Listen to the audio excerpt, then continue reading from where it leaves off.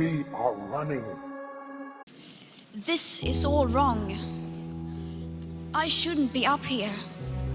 I should be back in school on the other side of the ocean. Yet you all come to us young people for hope. How dare you?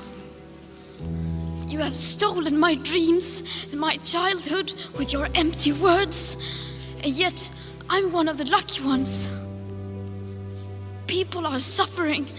People are dying. Entire ecosystems are collapsing. We are in the beginning of a mass extinction, and all you can talk about is money and fairy tales of eternal economic growth. How dare you? For more than 30 years, the science has been crystal clear. How dare you continue to look away and come here saying that you're doing enough when the politics and solutions needed are still nowhere in sight? You say you hear us and that you understand the urgency. But no matter how sad and angry I am, I do not want to believe that. Because if you really understood the situation and still kept on failing to act, then you would be evil, and that I refuse to believe.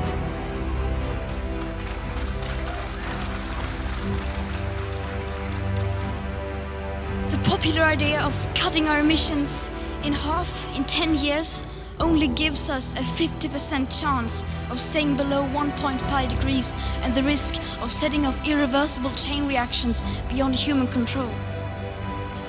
50% may be acceptable to you, but those numbers do not include tipping points, most feedback loops, additional warming hidden by toxic air pollution, or the aspects of equity and climate justice.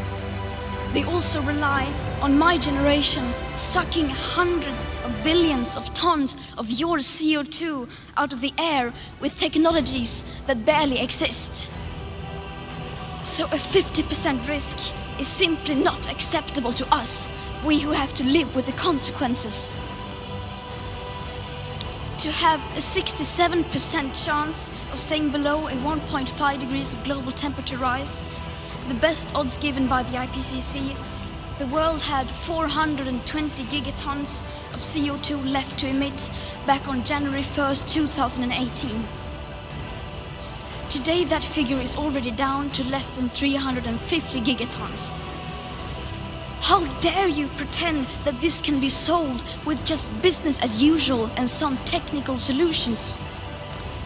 With today's emissions levels, that remaining CO2 budget will be entirely gone within less than 8.5 years.